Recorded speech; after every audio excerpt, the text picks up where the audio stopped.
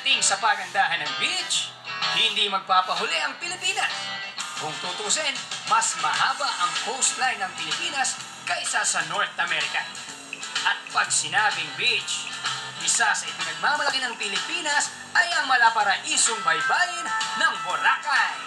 Bukod sa malakristal na buhangin at asul na dagat, marami pang pwedeng ma-enjoy ang pamilya at barkada.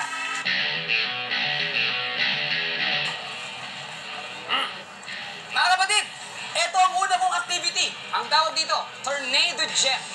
Tornado Jet. Pangalan pa lang, nakakatakot nga. Alamin natin kung nakakatakot nga siya. Sa halagang 1,500 pesos, mai-enjoy mo na ang water activity na to for 15 minutes. Sa sobrang bilis ng pagpapaandar nito, talaga namang mapapasigaw ka. Woohoo!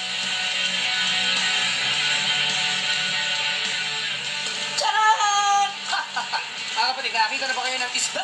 Lumilipad! Ito ang next activity ko, fly fish. Sa halagang 600 pesos per person, abay talaga namang it will take your breath away. Literally, ito sa loob ng 15 minutes.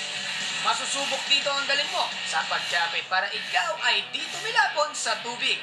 Gaya nila.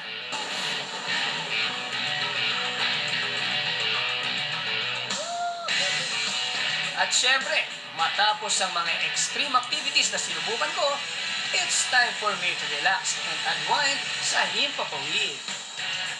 1,700 pesos kada tao ang halaga para ma-experience mo ang parasailing. Sa loob ng 15 minutes, talaga namang marirelax ka at ma-enjoy mo ang activity na ito.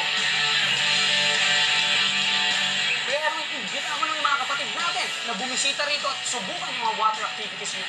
Okay, sa lahat po ng tourist, niimbitahan po namin kayo bisita dito sa Boracay at hanapin niyo po yung Red Coral Sea Sports. Bigay po namin sa inyo lahat ng activities na kailangan niyo. Yeah! Sobrang enjoy talaga dito sa Boracay! Hindi lang dahil sa maganda nitong kapaligiran, maging sa mga patok na water activities na ino-offer nila sa mga bakasyonista.